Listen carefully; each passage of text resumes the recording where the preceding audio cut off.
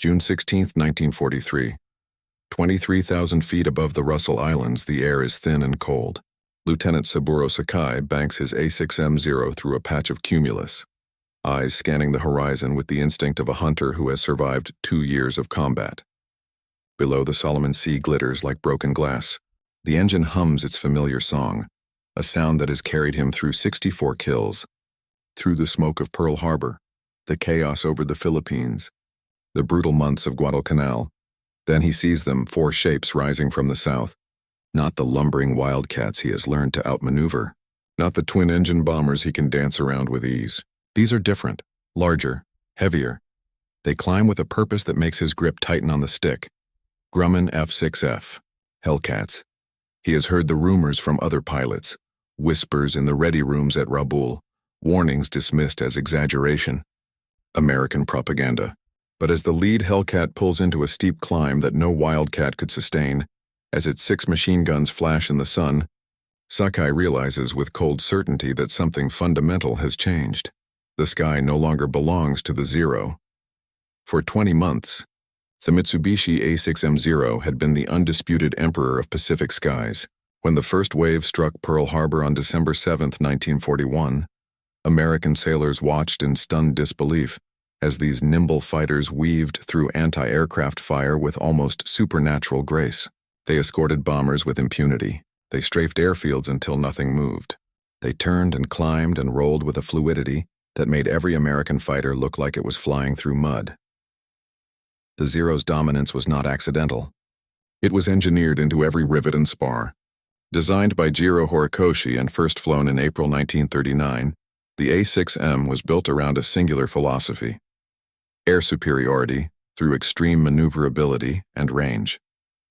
Its Nakajima Sakai radial engine produced only 940 horsepower, but the entire airframe weighed just 3,700 pounds empty, roughly the same as a modern pickup truck. This featherweight construction gave it a wing loading so low that it could outturn virtually any opponent. At low speeds below 230 miles per hour, the Zero could complete a full 360-degree turn in under 16 seconds. American pilots who tried to dogfight it died quickly. Its range was equally revolutionary. With drop tanks, a Zero could fly over 1,900 miles, farther than the distance from Los Angeles to Denver. This gave Japanese naval aviation a reach that American commanders hadn't thought possible. Zeros appeared over targets that should have been beyond enemy fighter range, providing escort where none should exist, striking from carrier groups that intelligence said were too far away to matter. The armament was deadly and precise. 2 7.7mm machine guns synchronized to fire through the propeller arc, 2 20mm cannon mounted in the wings, each carrying 60 rounds of high-explosive shells that could tear apart an aircraft with a single burst. Japanese pilots, trained in the samurai tradition of marksmanship and economy, made every round count. From December 1941 through the summer of 1942, the Zero carved a path of destruction across the Pacific that seemed unstoppable. Over the Philippines, it shredded American air power in the first weeks of war. Over Darwin, Australia, it demonstrated that even the Australian mainland wasn't safe from Japanese reach. In the skies above the Indian Ocean, it mauled British fighters with contemptuous ease. Claire Chennault's Flying Tigers in China developed tactics to survive against it. But survival was not victory. It was simply not dying. American pilots who faced the Zero and lived came back with reports that bordered on mythology. It could climb like a homesick angel. It could turn inside anything. It was faster than it looked, more agile than seemed possible. Some of these reports were accurate. Some were the product of fear in the fog of combat. But the underlying truth was undeniable. The United States Navy and Army Air Forces were outmatched in the air, and men were dying because of it. The Grumman F4F Wildcat, the primary carrier fighter defending American fleets in 1942, was a brave aircraft flown by braver men, but it was comprehensively inferior to the Zero in almost every measurable way. It was slower in level flight. It climbed more slowly. It turned like a school bus compared to the Zero's sports car agility. Its only advantages were rugged construction, self-sealing fuel tanks, and pilot armor. Features that kept pilots alive but didn't win dogfights. American carrier pilots learned to survive by avoiding turning combat, by diving away using superior roll rate, by fighting in pairs and never alone. These were the tactics of an air force on the defensive, trying not to lose too badly while waiting for something better. The U.S. Navy knew it needed a response. Not just an incremental improvement, but a fighter that could take back control of the sky. In June 1941, 6 months before Pearl Harbor, the Navy had already contracted Grumman to design a replacement for the Wildcat. The designation was F6F. The requirement was simple and brutal: build a fighter that can kill Zeros. But in the summer of 1942, that fighter was still on the drawing board, still in testing, still months away from production, and every day it remained unfinished. More American pilots climbed into Wildcats knowing they were flying into combat at a disadvantage. The pressure on Grumman was immense. The timeline was impossible, and the stakes were nothing less than control of the Pacific Ocean. The breakthrough came from an unlikely source: a muddy beach on a remote Aleutian island that most Americans had never heard of. On June 4, 1942, the same day as the Battle of Midway, a Japanese Zero, flown by Petty Officer Tadayoshi Koga, attempted an emergency landing on Akutan Island after taking damage during a strike on Dutch Harbor. The wheels caught soft ground. The aircraft flipped. Koga's neck broke on impact, killing him instantly, but the Zero itself remained largely intact, partially buried in the tundra like a fossil waiting to be discovered. 5 weeks later, an American recovery team found it. They dismantled the aircraft, shipped it to San Diego, and rebuilt it piece by piece. Then they flew it. They tested it. They pushed it to its limits and documented every strength and weakness. For the first time, American engineers had the enemy's masterpiece on their workbench, stripped of mythology and revealed in cold mechanical truth. What they learned changed everything. The Zero's legendary maneuverability came at a profound cost: structural fragility. There was no armor protecting the pilot, no self-sealing fuel tanks to prevent fire. The airframe couldn't handle high-speed dives without risking structural failure.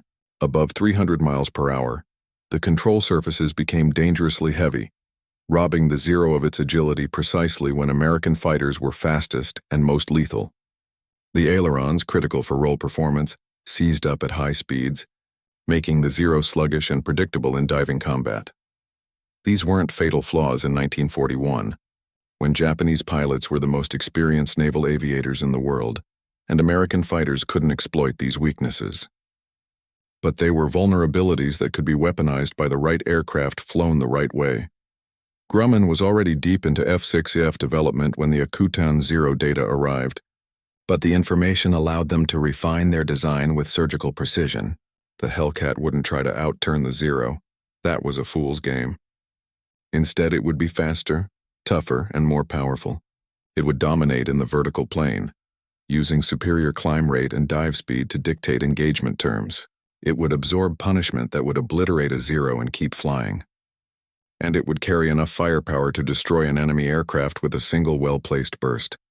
The first prototype flew on June 26, 1942, barely 3 weeks after the Battle of Midway. Powered by a massive Pratt & Whitney R2800, double Wasp engine producing 2,000 horsepower, more than twice the Zero's output, the Hellcat was a brute compared to the Zero's elegance. It weighed 9,038 pounds empty, 2.5 times heavier than its opponent, but that weight bought survivability. Armor plating behind the pilot's seat, self-sealing fuel tanks that could take multiple hits and not ignite, a robust airframe that could absorb cannon fire and still make it back to the carrier. The armament was overwhelming: 6 Browning .50 caliber machine guns, 3 in each wing, each loaded with 400 rounds. That was 2,400 rounds of armor-piercing incendiary ammunition, enough to saw an enemy aircraft in half. The concentrated firepower converged at a point 300 yards ahead of the aircraft, creating a cone of destruction that required only brief trigger time to be lethal.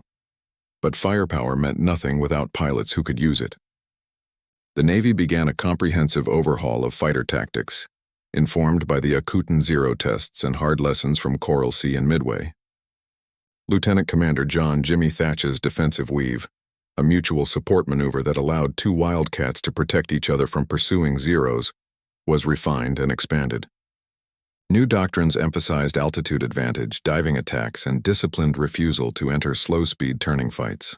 American pilots were taught to think in terms of energy management. Speed is life, altitude is life insurance, and the pilot who controls the vertical dimension controls the fight. The training pipeline expanded dramatically. In 1941, Navy pilots received minimal flight time before being assigned to combat squadrons. By 1943, the average pilot arrived at his carrier with over 300 hours of flight time, including extensive gunnery practice and realistic combat simulation. They trained in aircraft that handled similarly to the Hellcat, so there were no surprises when they strapped into the real thing. They studied gun camera footage from actual combat, learning what worked and what got you killed. Meanwhile, Japanese pilot quality was collapsing. The veterans who had terrorized the Pacific in 1941, men with 1,000 hours of pre-war training and combat experience stretching back to China in the 1930s, were irreplaceable. When they died at Coral Sea Midway and in the grinding attrition over Guadalcanal, Japan had no pipeline capable of replacing them with equally skilled aviators. Training programs were shortened. Standards were lowered. New pilots arrived at frontline units with 100 hours or less, thrown into combat against increasingly experienced American pilots flying increasingly superior aircraft. Production capacity told an even grimmer story. Grumman's Plant No. 3 in Bethpage, New York, was a cathedral of American industrial might. Assembly lines ran around the clock. At peak production in 1945, the facility was completing a new Hellcat every hour. The U.S. produced 12,275 F6F Hellcats during the war, a staggering number that ensured every carrier had more fighters than it could physically accommodate, that losses could be replaced within days, that spare parts were never in short supply. Japan, strangled by submarine warfare and strategic bombing, produced roughly 10,000 Zeros throughout the entire war, and that was their most numerous aircraft. Replacement was slow. Spare parts were scarce. Damaged aircraft that would have been quickly repaired in American facilities sat unflyable for weeks. By August 1943, the first Hellcats were landing on USS Essex and USS Yorktown, the new Essex-class carriers that would form the backbone of American fast carrier task forces. The pilots who climbed into those cockpits had been trained on every lesson learned from 2 years of bitter combat. They knew the Zero's weaknesses. They understood their aircraft's strengths. And they were about to teach the Japanese that the age of the Zero was over. Angle 1. The technological edge. The Hellcat didn't just outperform the Zero, it rendered the Japanese fighter's design philosophy obsolete. Every engineering choice that made the Zero dominant in 1941 became a liability by 1943, and every compromise Grumman refused to make became a killing advantage. Start with raw power. The R2800 double WASP engine was a mechanical masterpiece, 18 cylinders arranged in 2 radial rows, each cylinder precisely timed to deliver maximum thrust. At military power, it generated 2,000 horsepower. At war emergency power, a setting that could be sustained for 5 minutes, it pushed 2,200 horsepower through the propeller. This wasn't just more power than the Zero's 940 horsepower. It was a different category of performance entirely. The Hellcat could accelerate in level flight where the Zero would stall. It could sustain climbs at angles that would force a Zero to either level off or lose speed catastrophically. Top speed, 380 miles per hour at 17,300 feet. The Zero could manage 331 miles per hour under ideal conditions. That 49 mile per hour difference was the margin between life and death. It meant American pilots could engage when they wanted and disengage when they didn't. It meant a Hellcat pilot in trouble could simply point the nose down, firewall the throttle, and leave a pursuing Zero behind, watching helplessly as the American fighter vanished into the distance. But speed was only the beginning. The Hellcat's armor protection was comprehensive and brutally effective, a thick steel plate behind the pilot's head and back, angled to deflect bullets and shell fragments, armored glass in the windscreen thick enough to stop 7.7mm rounds. The fuel tanks were self-sealing, a technology the Japanese never successfully implemented. When bullets punctured a Hellcat's tank, the rubber lining would swell and seal the hole within seconds, preventing fuel spray and fire. Zero pilots had no such protection. A single tracer round into the fuselage tank often meant instant immolation. The 650 caliber machine guns were arranged in a pattern that concentrated fire with devastating effect. Each gun fired at 800 rounds per minute. That's 4,800 rounds per minute total, 80 bullets every second. The ammunition mix was carefully calculated. Armor-piercing incendiary, tracer, and ball rounds in a sequence that could punch through aluminum, set fuel on fire, and provide visible feedback for aim correction. Japanese pilots reported that being hit by a Hellcat felt like flying through a buzzsaw. Wings would separate, tails would disintegrate, cockpits would simply cease to exist. The Zero's 20mm cannons, by contrast, held only 60 rounds per gun and fired more slowly. Japanese pilots had to make every shot count, closing to point-blank range to ensure hits. Hellcat pilots could open fire at 400 yards and walk their fire into the target, adjusting with each burst, confident that ammunition expenditure was not a concern. Structural integrity was another chasm of difference. The Hellcat could sustain a 7.5 G pullout in a dive without structural failure. Its wings were built with redundant spars and thick skin that could absorb battle damage and still generate lift. Zeros returned from combat with bullet holes in non-critical areas would sometimes discover during inspection that the damage had compromised structural integrity in ways that weren't immediately visible. American mechanics told stories of Hellcats returning with entire sections of wing or fuselage shot away, control surfaces barely attached, and the aircraft still flying. One Hellcat returned to USS Lexington with over 200 bullet and cannon holes. The pilot walked away. The aircraft was repaired and flew again 3 days later. Angle 2. The human factor technology won dogfights. Training won wars. And by 1943, the gap in pilot quality between American and Japanese naval aviators had become an unbridgeable chasm. Consider the American training pipeline. A pilot candidate entered the system and spent 6 months in primary training, learning basic flying in relatively forgiving aircraft. Then came basic and advanced training, another 6 to 8 months, where cadets flew aircraft progressively more similar to combat fighters, practicing formation flying, navigation, instrument flight, and gunnery. By the time a pilot earned his wings and was assigned to a fighter squadron, he had logged 300 to 525 hours of flight time. But the training didn't stop there. Squadrons conducted intensive unit training before deployment, practicing tactics, familiarizing pilots with carrier operations, running mock combat exercises against other Navy squadrons. When a Hellcat pilot arrived at his carrier in the Pacific, he was thoroughly prepared. He knew his aircraft's limitations and capabilities by instinct. He had practiced the thatch weave until it was muscle memory. He understood energy management, how to convert altitude into speed, how to zoom climb to regain height, when to extend away from combat, and when to press an attack. He had fired thousands of practice rounds at towed targets and knew exactly where his guns converged, exactly how much lead to give a crossing target, exactly how long he could hold the trigger before overheating became a concern. The Japanese system, by contrast, was collapsing under the weight of attrition and resource scarcity. Pre-war Japanese naval pilot training had been extraordinarily rigorous, arguably the most demanding in the world. Candidates faced brutal selection, and those who made it through spent years in training, accumulating over 700 hours before assignment to operational units. These men were the elite who dominated the skies in 1941 and 1942, but they were dying. At Coral Sea, at Midway, in the endless grinding campaign over Guadalcanal, in the daily attrition of combat air patrols and bombing escort missions. And Japan couldn't replace them. Fuel shortages meant training flights were curtailed. The philosophy shifted from producing highly skilled pilots to producing adequate pilots quickly.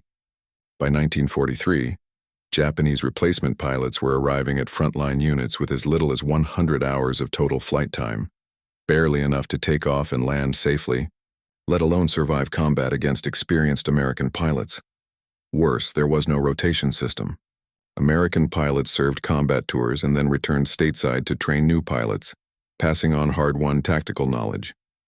Japanese pilots stayed in combat until they were killed or too injured to fly. There was no institutional mechanism to transfer combat experience to the next generation. Each new pilot had to learn the same lethal lessons independently, and most didn't survive the learning process. The psychological dimension was equally stark. American pilots knew that if they were shot down over water, a submarine, destroyer, or flying boat would come for them. Rescue operations were sophisticated and aggressive. Pilots who ditched near enemy-held islands had a reasonable chance of being picked up by coast watchers or friendly guerrillas. This knowledge wasn't just comforting, it affected combat behavior. Pilots were willing to press attacks, take calculated risks, extend into dangerous airspace because they knew their nation would move heaven and earth to bring them home. Japanese pilots had no such assurance. Rescue operations were ad hoc and rare.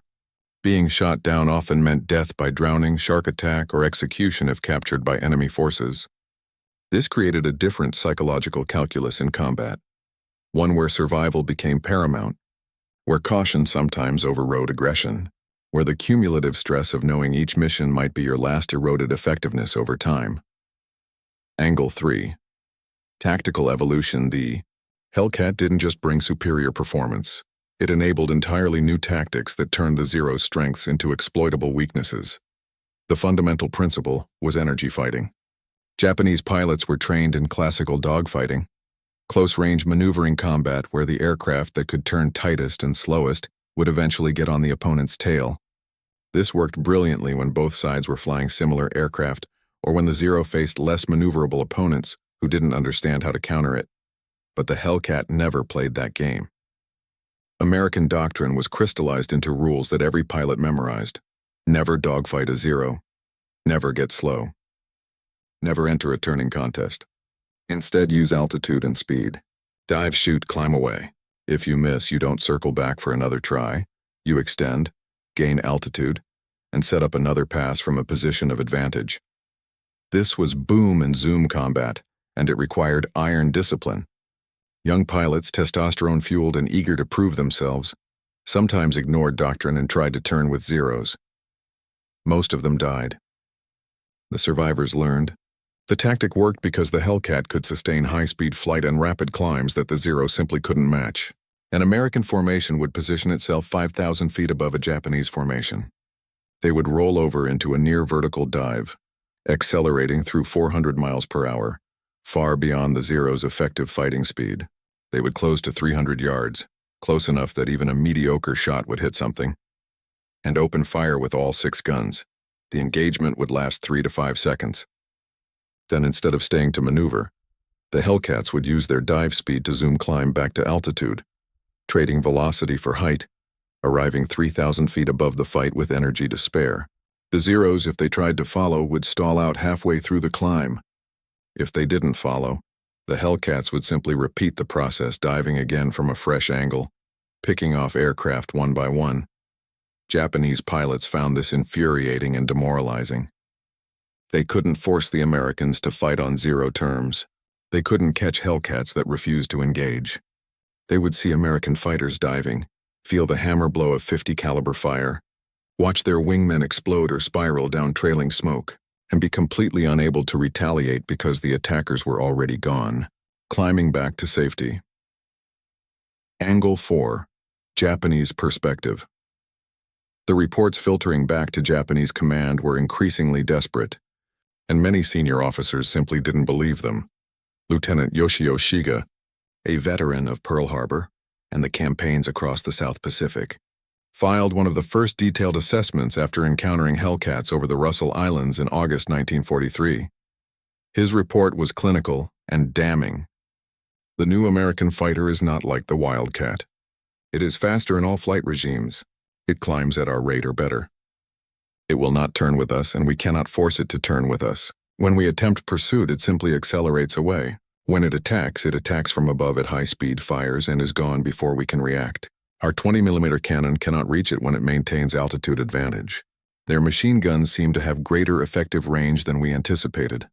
Other pilots were less measured. Saburo Sakai, one of Japan's leading aces with over 60 kills, later recalled the psychological shock of first seeing Hellcats destroy an entire Shotai, 3-plane section, in a single diving pass.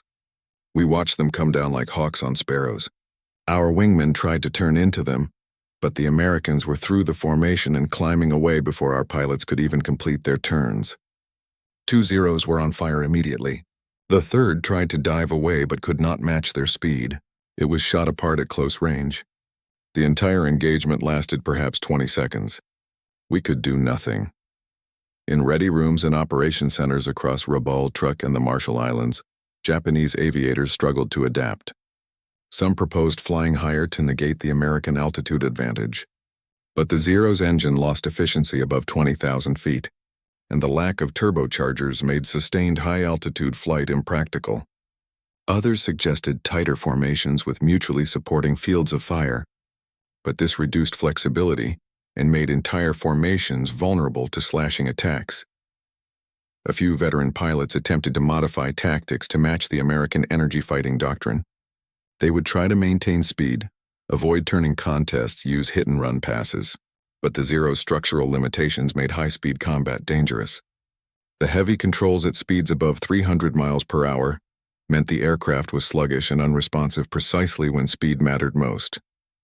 Pilots attempting to emulate Hellcat tactics sometimes discovered their aircraft couldn't handle the stress loads, or couldn't climb away quickly enough after an attack, or simply couldn't maintain the high-speed flight necessary for energy fighting without overtaxing the engine. The psychological toll was severe.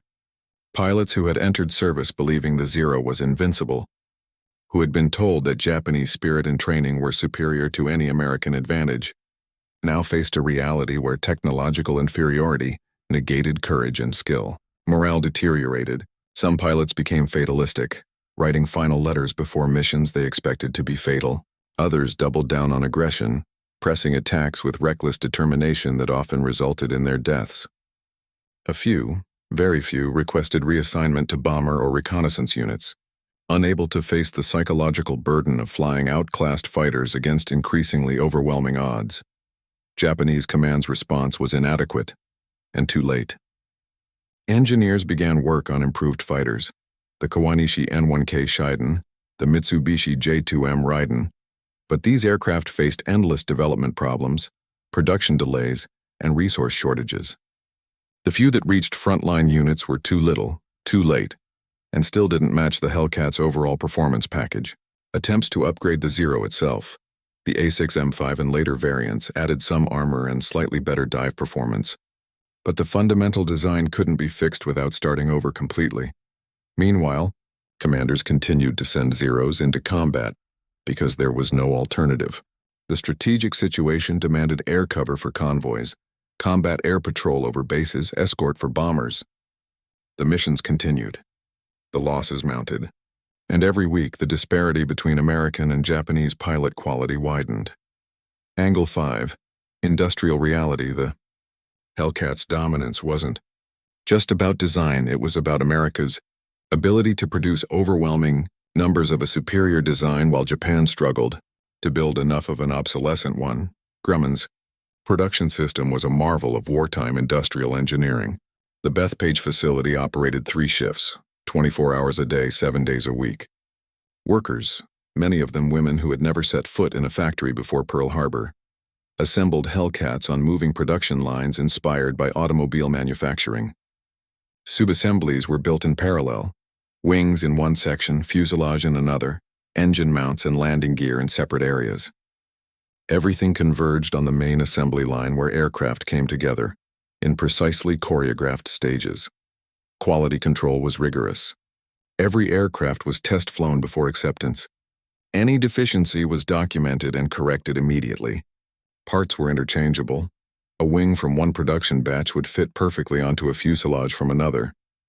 This standardization meant repairs in the field were fast and efficient. Damaged aircraft could be cannibalized for parts to keep others flying. Carriers could maintain high operational readiness rates even under combat conditions. The production numbers were staggering. In 1943, Grumman delivered 2,545 Hellcats. In 1944, that number jumped to 6,139. By the time production ended in November 1945, 12,275 Hellcats had rolled off the assembly lines. This wasn't just quantity, it was logistical dominance. Every American carrier could be fully equipped. Losses in combat were replaced within days, sometimes hours. Pilots who ditched aircraft and were rescued could be flying a new Hellcat the next morning. Japan's industrial capacity, by contrast, was strangulated by multiple converging pressures. American submarines were systematically destroying the merchant fleet that transported raw materials from occupied territories to Japanese factories. Aluminum, steel, rubber, avgas all became increasingly scarce. Strategic bombing of the home islands disrupted production and forced dispersal of factories to less efficient locations. The skilled workforce was depleted as men were drafted into military service, replaced by less experienced workers, and conscripted labor from occupied territories who had no investment in production quality. Mitsubishi's Zero production peaked at about 1,000 aircraft per year, less than what Grumman could produce in 2 months. And unlike American factories with redundant capacity and protected supply lines, Japanese production was vulnerable. A single bombing raid could disrupt output for weeks. Part standardization was poor, meaning field repairs were time-consuming and often required machining custom replacements. Aircraft that would have been quickly repaired and returned to service in American logistics chains sat unflyable, waiting for parts that might never arrive. The mathematics were brutal. In 1944, the U.S. Navy could afford to lose Hellcats at a 1.1 ratio and still overwhelm Japanese air power through sheer numbers. But the actual kill ratio was nowhere near 1.1. It was approximately 19.1 in the Hellcat's favor. This meant that for every Hellcat loss, Japan was losing 19 Zeros and, more critically, 19 pilots. Pilots took months to train, even at Japan's reduced standards. Aircraft took weeks to build and deliver. The American replacement rate for both was measured in days. This industrial disparity manifested in every aspect of the air war. American carriers could launch massive strikes, 50, 75, even 100 aircraft, knowing that losses could be absorbed and replaced. Japanese carriers, when they had any aircraft left at all, were forced to husband resources, to carefully plan missions to minimize losses, to accept that every aircraft and pilot was irreplaceable. It created a defensive mindset that was antithetical to seizing and maintaining air superiority. Angle 6. Psychological warfare. The Hellcat's dominance achieved something beyond tactical victories. It shattered the psychological foundation of Japanese naval aviation. In 1941 and early 1942, Japanese pilots believed themselves invincible. This wasn't mere propaganda or cultural conditioning.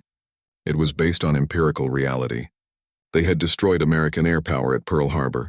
They had shot down British fighters over Malaya and Burma with contemptuous ease. They had dominated the skies over the Philippines, the Dutch East Indies, and the South Pacific. The Zero's superiority was proven in blood and burning wreckage. This created a confidence that bordered on arrogance, a certainty that Japanese technology, tactics, and warrior spirit were fundamentally superior to anything the Americans could field. The Hellcat demolished that certainty with mathematical precision. Suddenly, the hunters became the hunted. Pilots who had grown accustomed to seeing American fighters flee at their approach now found themselves fleeing from American fighters they couldn't catch. The psychological reversal was profound and destabilizing. American intelligence officers noted changes in Japanese pilot behavior as the war progressed. Early in 1943, Zero pilots would aggressively pursue any contact, confident in their ability to win any engagement. By late 1944, that aggression had been replaced by caution and sometimes outright avoidance. Japanese formations would see Hellcats and immediately turn away, seeking cloud cover or low-level flight where American altitude advantage was less pronounced. This defensive mindset meant that even when numerical parity existed, Japanese formations were less effective because they were reacting rather than dictating the terms of combat. The propaganda value was immense, though rarely explicitly articulated. Every returning American pilot with a kill was proof that the Zero was mortal. Every Hellcat that returned to the carrier with battle damage was proof that American aircraft could absorb punishment and survive. Every rescue of a downed pilot was proof that America valued its aviators enough to risk ships and aircraft recovering them.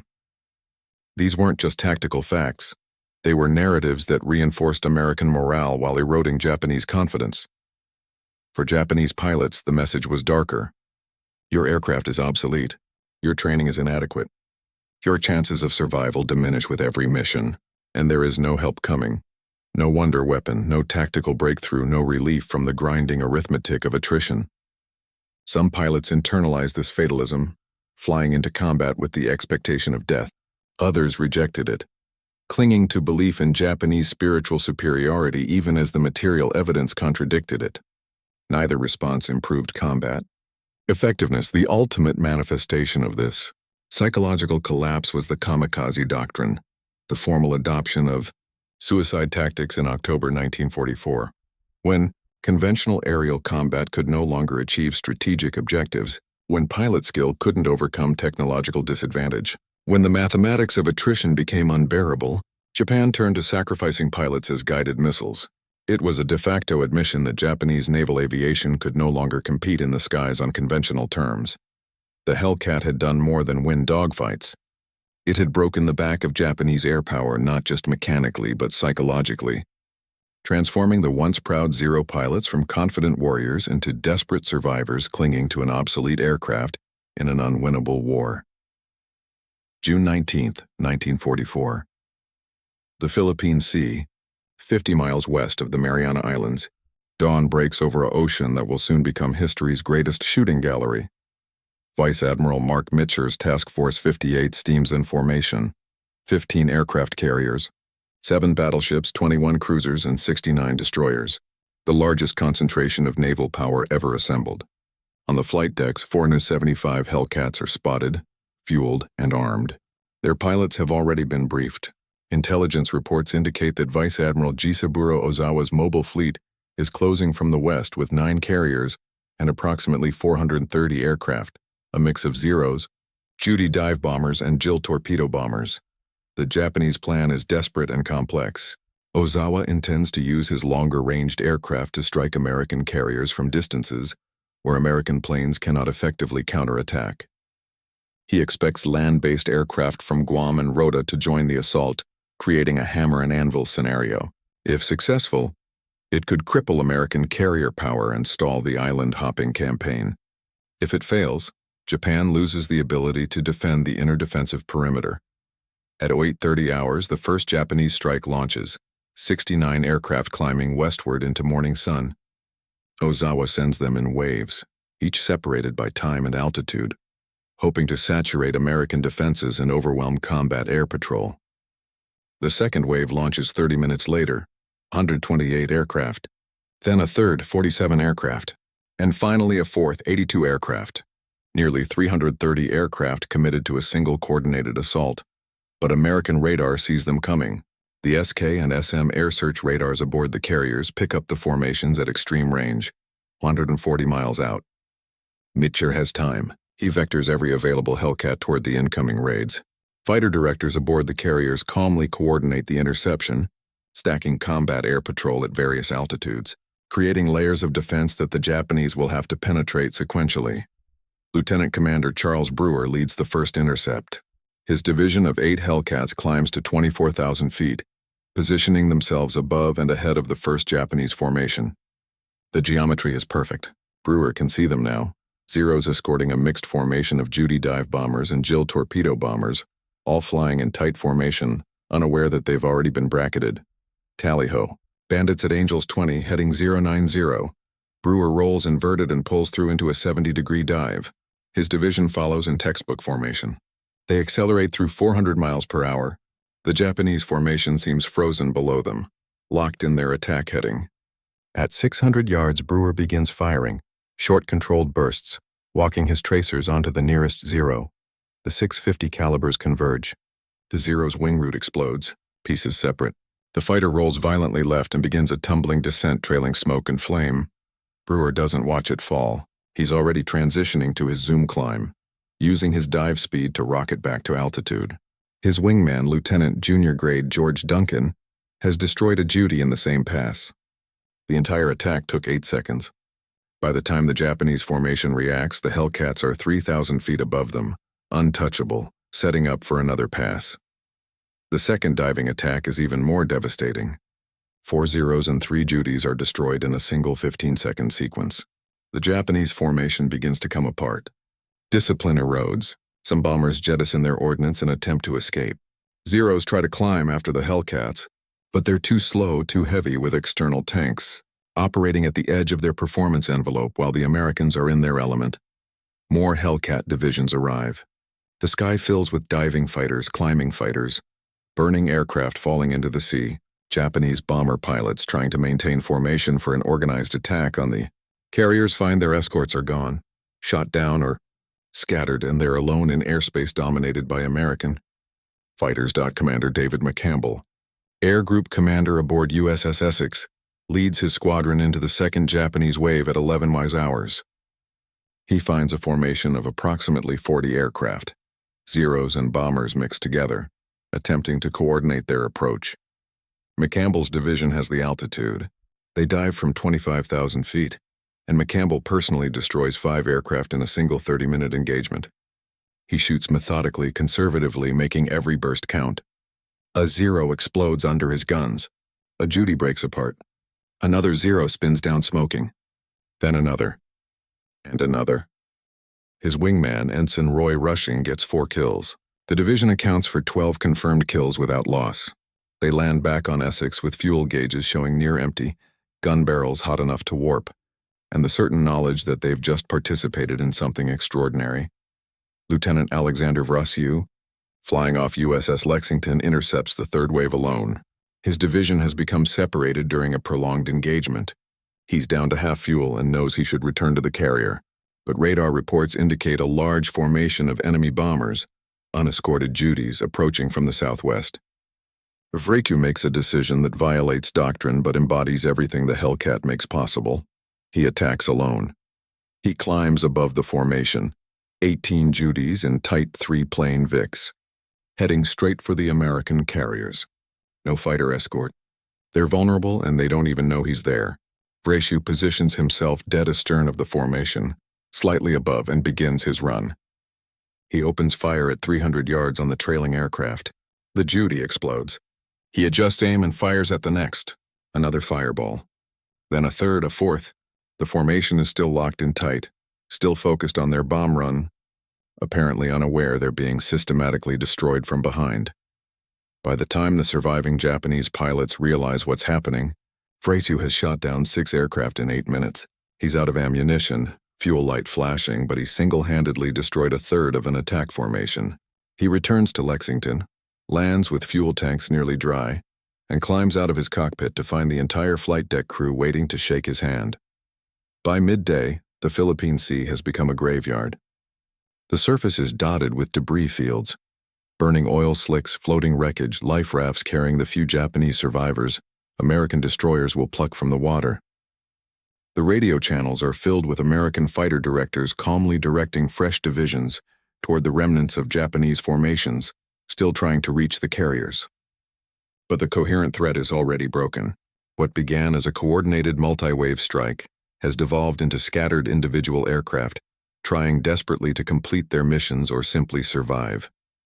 The statistics are almost incomprehensible. Of the 373 Japanese aircraft launched in the 4 morning waves, only 130 return to their carriers. That's a 65% loss rate, and of those that return, many are so shot up they'll never fly again. Some crash on landing, their pilots wounded or aircraft too damaged to be controlled properly. Others are pushed overboard after landing because they're beyond repair and taking up valuable deck space. The American losses: 23 Hellcats in combat. Most of those pilots are recovered. The kill ratio is approximately 10.5.1 in a single day's fighting, and the day isn't over yet. What the Japanese don't yet realize is that the catastrophe extends beyond the air battle. While their strike aircraft were being slaughtered over the American fleet, Task Force 58 submarines have been stalking Ozawa's carriers. At 0900 hours, USS Albacore fires a spread of 6 torpedoes at the carrier Taiho, Japan's newest, largest, and supposedly unsinkable flat top. 1 torpedo hits. The damage seems manageable initially, but gasoline vapors from ruptured avgas lines begin accumulating throughout the ship. At 15:30, a single spark ignites the vapors. The explosion is apocalyptic. Taiho's armored flight deck, designed to withstand bombs, tears open like paper. The ship lists violently. 6 hours later, she sinks, taking 1,650 men with her. USS Kavala finds the carrier Shokaku, a veteran of Pearl Harbor, and puts 3 torpedoes into her hull. Shokaku had survived Coral Sea, survived repeated American attacks, survived 2 years of brutal combat. But submarine torpedoes are different from aerial bombs. They explode below the waterline where armor is thinnest, opening massive holes that flood compartments faster than damage control can contain. 4 hours after the attack, Shokaku rolls over and sinks, carrying another 1,263 men to the bottom. On the Japanese carriers that survive, the scene is one of barely controlled chaos. Flight decks are crowded with damaged aircraft. Deck crews work frantically to clear wrecks and prepare for landing additional returnees. But there aren't many additional returnees. The ready rooms that were full of pilots at dawn are now half empty. Air group commanders stare at status boards showing squadron after squadron decimated. Maintenance reports indicate that even with the returned aircraft, operational readiness is below 50%, and the Americans haven't even launched a counterstrike yet. Admiral Ozawa, aboard the carrier Zuikaku, receives fragmented reports and struggles to understand the magnitude of the disaster. His staff initially believes that many aircraft have diverted to land bases in the Marianas, that the losses aren't as catastrophic as they appear. But as hours pass and those aircraft don't report in, as communications with the island bases reveal that few Japanese planes landed there, the truth becomes unavoidable. The mobile fleet's air groups have been effectively annihilated. American pilots, meanwhile, are experiencing combat in a way that seems almost surreal. Ensign Wilbur Spider Webb, flying off USS Hornet, later recalled, "It wasn't like combat. It was like target practice. They just kept coming straight and level and we just kept shooting them down. I got 3 Judies in 5 minutes and never felt like I was in any danger. They couldn't touch us. We were faster, we were higher, and we knew exactly what we were doing. It was almost sad, almost. Not every American pilot is so fortunate." Lieutenant, junior grade, Howard Burris encounters a skilled Zero pilot over the task force, one of the remaining veterans who knows how to fight despite the impossible odds. They merge at co-altitude and the Zero pilot immediately pulls into a hard defensive turn, trying to force a slow-speed fight where the Zero's maneuverability might matter. Burris doesn't take the bait. He extends away, gains 2,000 feet, and comes back in a diving attack. The Zero pilot tries to evade, rolling hard and pulling into the vertical. But the Hellcat's superior energy retention allows Burris to stay with him through the maneuver. At the top of the climb, both aircraft are slow, nearly stalled. But the Hellcat's more powerful engine gives Burris just enough airspeed to keep his nose pointed at the target. He fires a 3-second burst at less than 100 yards. The Zero's engine disintegrates. The aircraft noses over and falls away, trailing a banner of black smoke. Burris watches it go down, then keys his radio. "Splash one. Good fight." It's one of the few compliments any American pilot offers a Japanese adversary that day. By 14:30, Mitcher makes a crucial decision. The Japanese fleet is located approximately 275 miles to the west. That's at the extreme edge of Hellcat combat radius, especially considering the fuel already burned during the morning's defensive actions. Launching a strike this late in the day means aircraft will be returning after dark. Carrier night landings are dangerous even in peacetime, potentially catastrophic after combat when pilots are exhausted and aircraft may be damaged. But the opportunity is too significant to pass up. Mitcher knows that if he doesn't strike now, the Japanese fleet will escape under cover of darkness. He turns to his staff and says simply, "Launch 'em." At 16:10 the strike launches, 85 Hellcats, 54 Avenger torpedo bombers, 51 Helldiver dive bombers. They head west into the setting sun, knowing they're flying toward a target that's retreating, knowing the return flight will be in darkness, knowing that some of them won't make it back even if they survive the attack itself. The strike finds Ozawa's fleet at 1840, just as the sun touches the western horizon. The Hellcats sweep ahead looking for defending Zeros. They find fewer than 30 aircraft in the air, all that remains of the mobile fleet's once formidable fighter strength. The engagement is brief and brutal. 12 Zeros are shot down in the first 3 minutes. The rest are scattered or driven off. The bombers press their attacks virtually unopposed. The carrier Hio takes a torpedo hit and begins settling by the bow. Another carrier, Zuikaku, takes bomb hits that start fires on the flight deck. The battleship Haruna is near missed by bombs that damage her steering.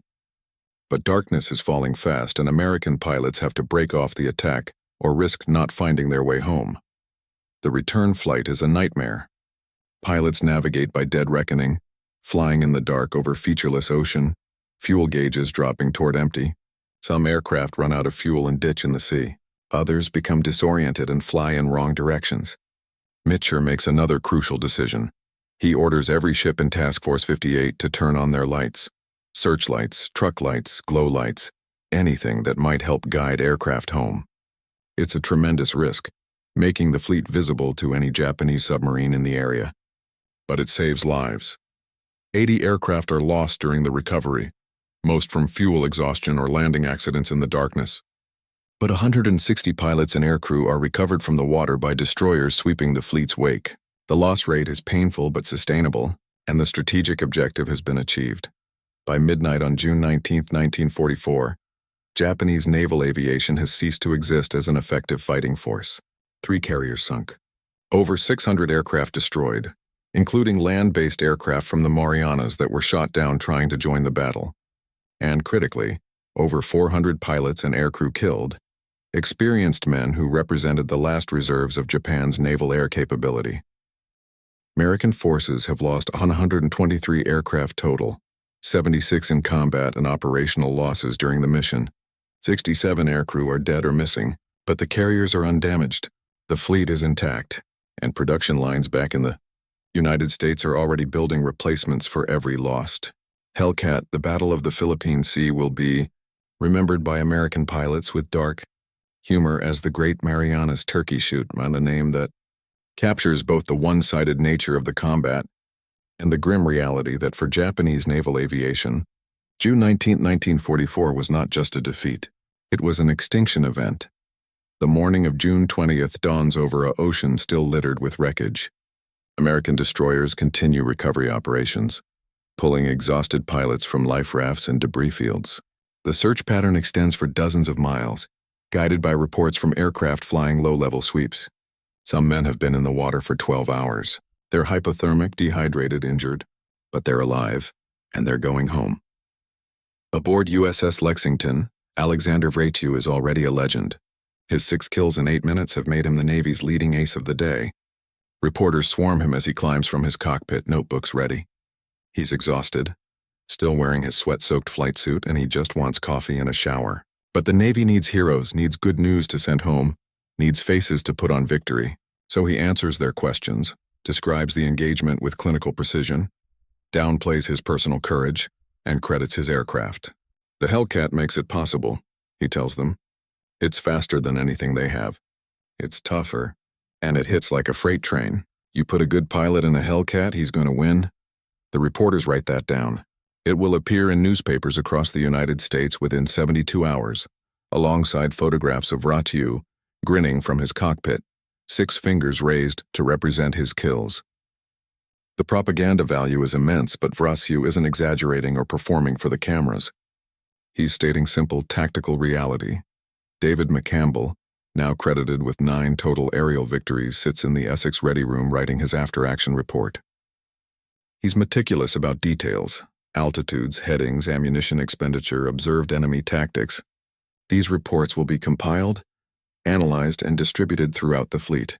Every engagement becomes institutional knowledge. Every successful tactic is codified. Every observed enemy weakness is exploited. This is how the American military learns, rapidly, systematically, continuously. In contrast, Japanese after-action reporting has broken down almost completely. The pilots who survived are too traumatized or too junior to provide useful analysis. The senior officers who might interpret the reports effectively are dead or scattered across multiple bases. Admiral Ozawa, still processing the magnitude of his losses, files a report to Combined Fleet Headquarters that is accurate but devastating. Enemy fighters demonstrated overwhelming superiority in all performance categories. Our attacks were intercepted at extreme range and destroyed before reaching their targets. Losses are unsustainable. Recommend immediate withdrawal to preserve remaining forces. Combined Fleet Commander Admiral Soemu Toyoda reads the report in silence. He has no reserves to send, no underweapon to deploy, no tactical innovation that might reverse the situation. The plan to defend the Marianas through naval aviation is simply impossible. The aircraft don't exist. The pilots don't exist. And even if they did, the Hellcat has made traditional Japanese tactics obsolete. The numbers tell the story with mathematical brutality.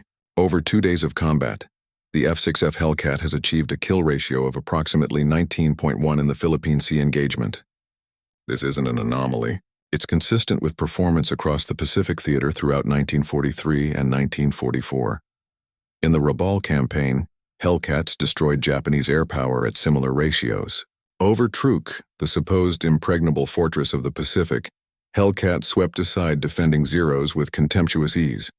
In every engagement where Hellcats met Zeros, the outcome was the same: American dominance, Japanese catastrophe.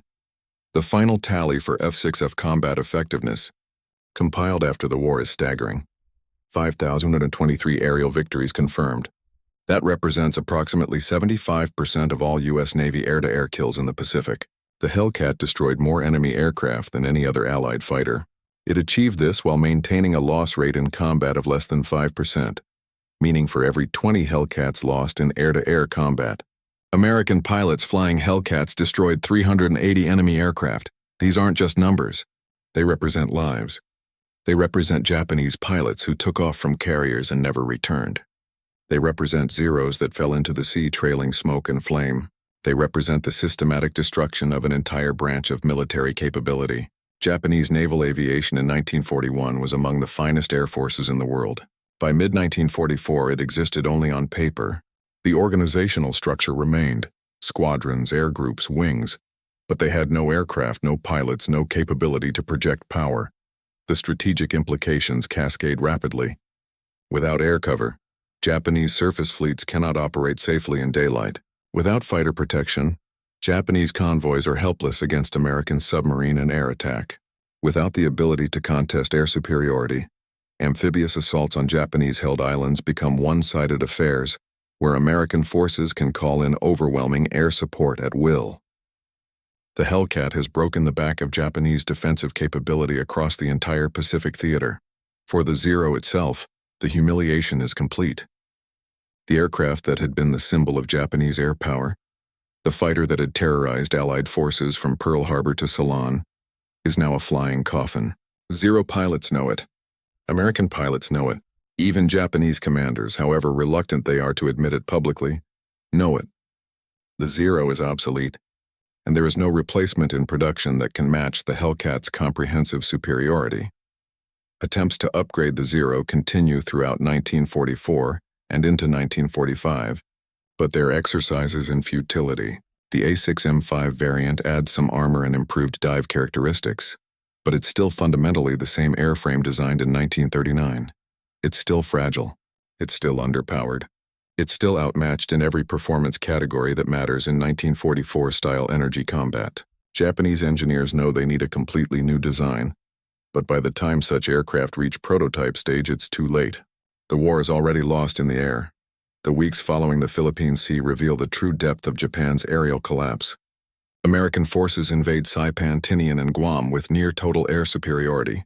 Japanese ground forces, accustomed to at least some friendly air cover, now fight under skies dominated entirely by American aircraft. Hellcats strafe defensive positions at will. Bombing runs proceed without meaningful fighter opposition. Close air support for American Marines and Army units is delivered with precision that would have been impossible if Japanese fighters still contested the airspace. Japanese soldiers trapped on these islands send desperate messages to headquarters describing the hopelessness of their situation. One report from Saipan, intercepted by American intelligence, states, "Enemy air power is absolute. We cannot move in daylight. Supply drops do not arrive. We hear our aircraft approaching, but they are shot down before reaching us. We are alone." The message ends with a request for orders. No orders come. There are no reserves to send, no aircraft to provide relief, no tactical solution to the fundamental problem that American Hellcats own the sky. The psychological impact on Japanese forces is profound and pervasive. Soldiers and sailors who had entered the war believing in Japanese invincibility now understand they are fighting an enemy with material superiority they cannot match. This realization doesn't make them surrender. Japanese military culture emphasizes fighting to the death, but it does create a fatalism that affects combat effectiveness. Why maintain discipline and organization when defeat is inevitable? Why preserve ammunition and resources when resupply is impossible? The answer, for many Japanese units, is that there is no why. There is only the obligation to die as honorably as possible. For American pilots, the experience is strange and sobering. They continue flying combat missions, but the nature of combat has changed. Instead of evenly matched duels against skilled opponents, they increasingly encounter inexperienced Japanese pilots flying obsolete aircraft, making mistakes that cost them their lives within seconds. Lieutenant Junior Grade Hamilton McWhorter, flying off USS Essex, shoots down 6 Japanese aircraft in 3 days during operations over the Philippines in October 1944. In his after-action report, he notes, "Only one of the enemy pilots demonstrated proficiency in defensive maneuvering. The others flew in straight lines or attempted turns that bled their energy and left them vulnerable. It was like shooting targets at gunnery practice, except the targets were men who died when I pulled the trigger." The moral weight of this overwhelming advantage troubles some pilots. They join to fight in a war, to test themselves against worthy opponents, to defend their country against a dangerous enemy. Instead, they find themselves executing novice pilots who barely know how to fly. The Hellcat has made the combat so one-sided that victory feels hollow, but the missions continue, because the strategic objective is clear: destroy Japanese air power so completely that resistance becomes impossible. By late 1944, the situation becomes so desperate that Japan adopts the kamikaze doctrine formally. If Japanese pilots cannot win in air-to-air combat, if they cannot protect their ships and bases through conventional fighter tactics, then they will turn themselves into guided weapons. The aircraft, often obsolete Zeros that can no longer compete as fighters, are loaded with explosives and fuel. The pilots are given minimal training, just enough to take off, find the target, and crash into it. No need to teach dogfighting or navigation or survival techniques. Just point them at the American fleet and hope they hit. Something before being shot down. The first organized kamikaze attacks occurred during the Battle of Leyte Gulf in October 1944. American radar picks up incoming raids and vectors Hellcats to intercept. The engagement patterns are grotesque. Japanese aircraft don't maneuver defensively. They don't return fire. They simply attempt to fly straight toward the American carriers while Hellcats systematically shoot them down. Some kamikaze pilots make it through the defensive screen. Some hit their targets, causing significant damage and casualties. But the majority are destroyed in the air by Hellcats that have become essentially executioners. Ensign Robert Murray, intercepting kamikazes off Okinawa in April 1945, describes the experience in his diary. "They don't even try to evade. They just fly straight and we shoot them down. Today I killed 4 men who were trying to kill themselves by flying into our ships. I don't feel like a fighter pilot. I feel like a butcher. But if I don't shoot them down, they'll murder my shipmates. So I shoot them down. What else can I do?" The kamikaze campaign represents the final degradation of Japanese naval aviation. It is a formal admission that they can no longer compete in conventional aerial combat. It is strategic bankruptcy wrapped in the language of honor and sacrifice. And while it inflicts casualties and damage on American forces, it does nothing to change the fundamental equation. The Hellcat has made Japanese fighters irrelevant, and no amount of desperation can reverse that reality. American production continues unabated. By war's end in August 1945, over 12,275 Hellcats have been delivered. They equip dozens of carriers, including the new Essex-class ships that form the backbone of fast carrier task forces. They fly from land bases across the Pacific, from the Solomons to the Philippines to Okinawa. They're lend-leased to the British Fleet Air Arm, where they serve with distinction in the Pacific and European theaters. The Hellcat has become synonymous with American naval aviation superiority. Meanwhile, Zero production sputters along at a fraction of American capacity. The final variants, the A6M7 and A6M8, are marginally better than earlier models but still hopelessly outclassed. By 1945, most operational Zeros are being held in reserve for homeland defense, protecting Japan itself against the anticipated American invasion. They're flown by pilots with a few dozen hours of training, against American pilots with hundreds of hours and years of combat experience. The planned defense of Japan envisions thousands of Zeros operated as kamikazes, attempting to destroy invasion fleets through mass sacrifice. It's a vision of hell, and mercifully it never comes to pass. When Japan surrenders in August 1945, American carrier pilots fly final patrols over Tokyo Bay in their Hellcats, ensuring that no rogue Japanese units attempt last-minute attacks. The war is over. The Hellcat has been instrumental in winning it, not through any single dramatic engagement, but through the systematic accumulation of thousands of combat victories that destroyed Japanese naval aviation as an effective force.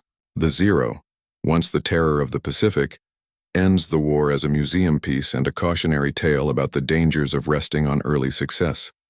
The legacy takes shape immediately.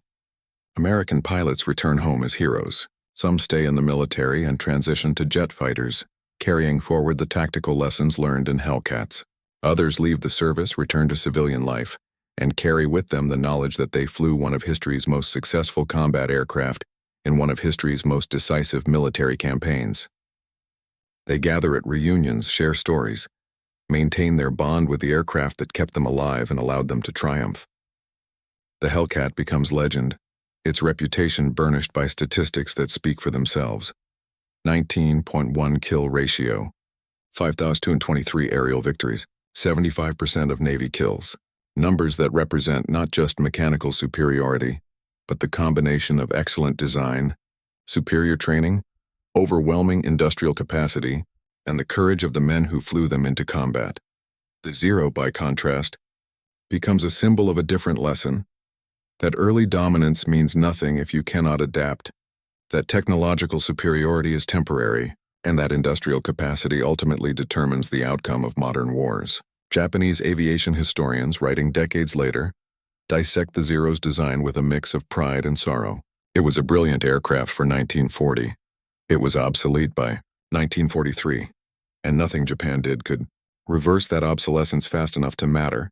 The final Hellcat rolls off the Grumman production line in November 1945.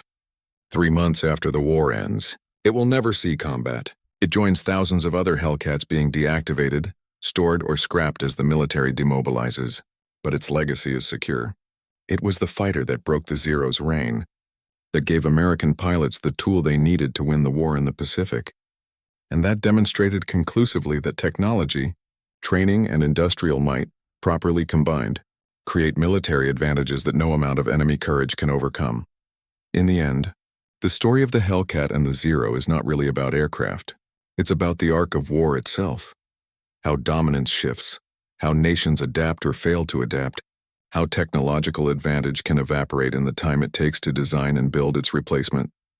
The Zero's pilots couldn't believe the Hellcat dominated them from the sky, because belief, for 2 years, had been their reality. They had ruled the Pacific on wings that seemed untouchable. But warfare is not static. It doesn't respect yesterday's victories.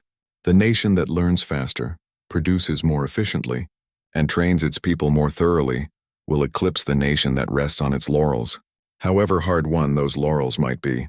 The Hellcat succeeded not because it was perfect, but because it was good enough in all the ways that mattered, produced in overwhelming numbers, and placed in the hands of pilots trained to exploit its strengths.